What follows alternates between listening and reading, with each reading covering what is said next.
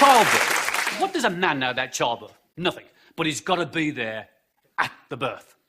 He was there at the conception, he's got to be there. We know nothing about it. I mean, we fool everybody that we do, you know. I went to one. I mean, my wife, the first one, I went. I was useless. I mean, I just fainted out. I missed everything. I woke up just in time to see the afterbirth coming out. I didn't know. I thought, what an ugly bastard.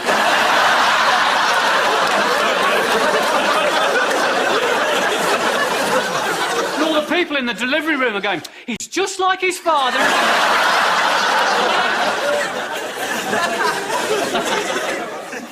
I've got a mate of mine, he's about 35 years old, he's one of the new men, you see.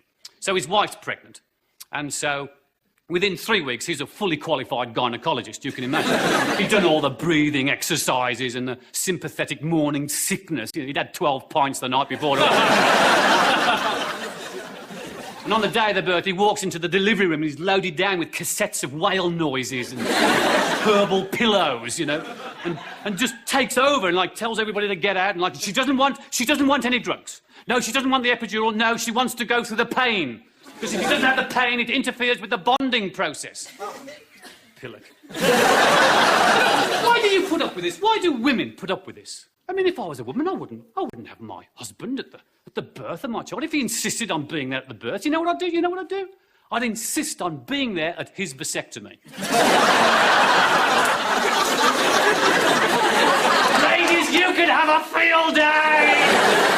A couple of days before the operation, walk round the house with a pair of garden shears.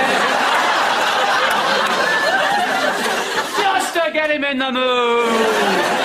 Get the boy scouting from next door, teach him a couple of knots in case things go wrong. And on the day itself, oh, go to town, get a woman surgeon. Much more embarrassing, much more embarrassing. You know. And rule the place, you know, no painkillers for him, no, it's unnatural. Besides, he won't be able to hear the whale music.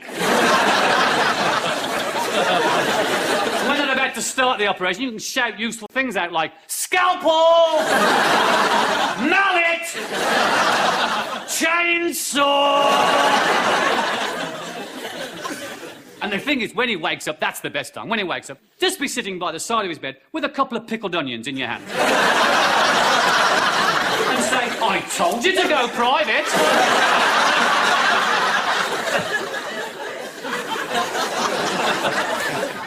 I had a vasectomy once. Well...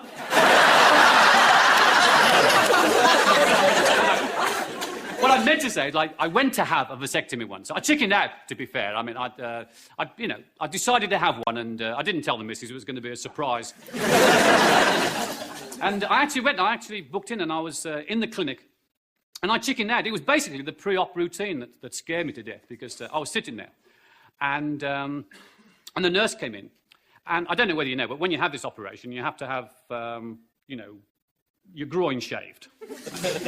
And I didn't know. I mean, I was totally naive about this. And she came in and she said, right, Mr. Carrott, time for a shave. How considerate.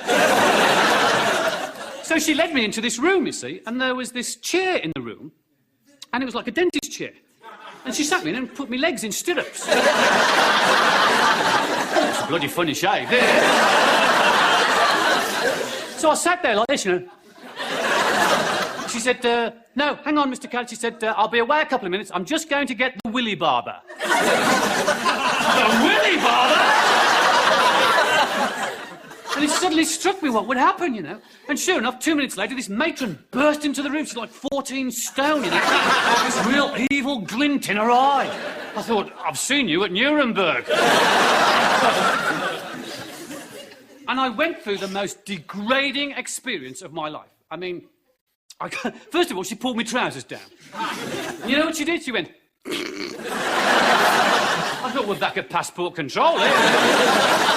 Then she put these big latex rubber gloves on. I said, did you ever work at an airport? And then she put a face mask on. A face mask? I thought, what the hell's going on, you know? And then she grabbed me like this. I'm not radioactive, you know. I haven't got anthrax. So she starts soaping around. Then she gets out this 10-inch cutthroat razor. I have never been so still in all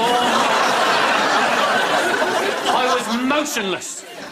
And it's easier said than done, that, you know, because, like, while she's shaving away there, my groin was trying to go...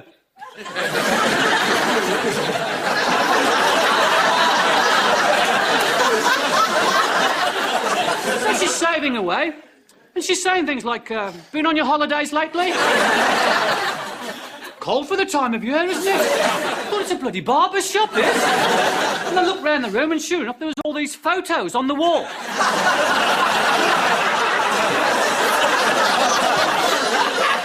Of all these groins and all the different styles. And when she finished, she got a mirror. She started showing me what she'd done. A little bit more off the side. No, thank you. It was a right damn mess she'd made of it. God knows how many times she'd nicked me scrotum. I mean, it was covered in these little bits of paper stuck all over it. I was out of there like you couldn't believe. And you know what she said as I left? You know what she said? She said, something for the weekend?